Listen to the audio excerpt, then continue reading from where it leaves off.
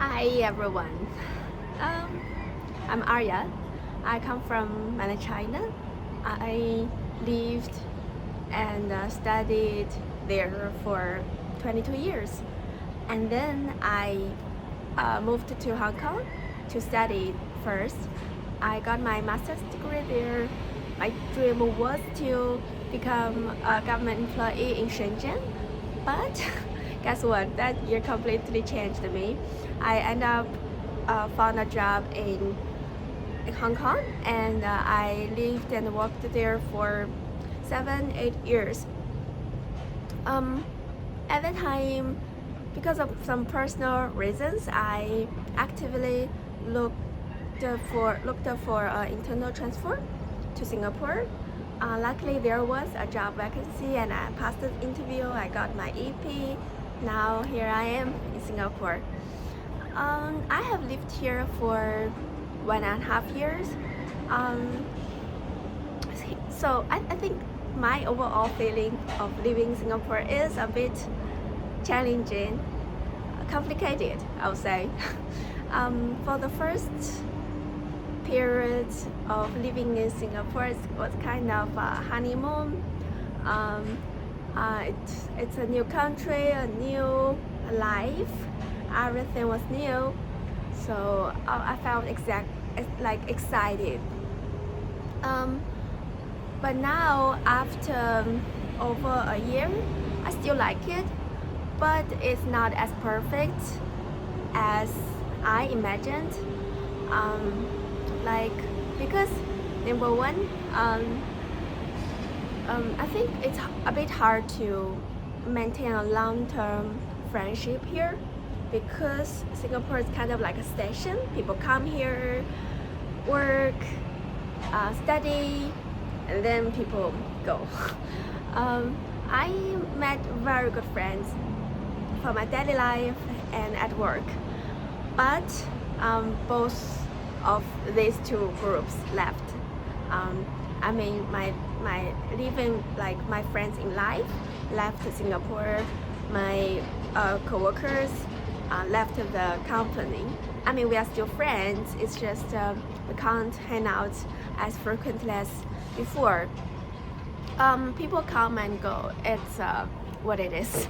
So I didn't imagine that it's a bit challenging to have a long-term relationship. The second point I want to share is actually the immigration policy. At that time in Hong Kong, like I didn't have to worry about my student visa, my work visa, and then I'm a PR now. So I didn't really need to worry about this. It was kind of predictable. But here, the e-pass, the PR, the e-pass has a very clear policy, but the barrier, the requirements tends to be higher and higher every year. So every year you kind of need to worry about your e-pass. And if you know Singapore a bit, you can actually apply for PR, but it's actually a black box. You don't really know what's the requirement.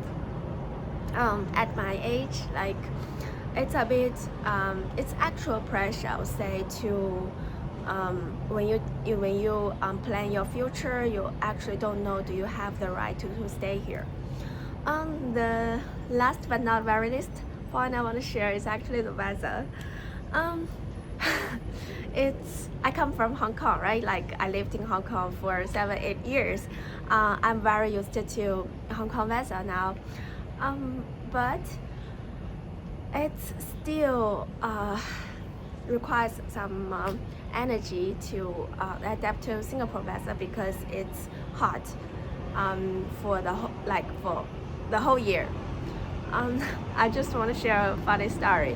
When I just moved here, I bought a jar of honey and I opened it. I just left it in the kitchen. One day I noticed that there was an array of ants coming to the kitchen through the window. It's just like an army, you know. And I was curious, like where will they go? So I followed the ray, and turns out they came for the honey. So you know, I didn't used to live in a weather like this. So there are a lot of details you kind of need to pay attention to. The animals, the insects, yeah. But overall, I would say living in Singapore is nice. I got a nice apartment with the same rental with Hong Kong. But I'm in my balcony, so it's larger, it's nicer, got a nice view. Yeah. So as for dining out, we got food courts, which is quite affordable and nice, yummy. So, and also the life here tends to be chill than Hong Kong. So overall, it's nice. It's just it's not perfect. Just like everywhere you live, you kind of have to. You can gain something, but you kind of give up something. So for this channel, I want to share my observation in Hong Kong, in Singapore, and in Mainland China, and anywhere else in the world. I mean, we are all global citizens, right? Yeah. Thank you for watching, if any. I'll see you in the next video. Bye.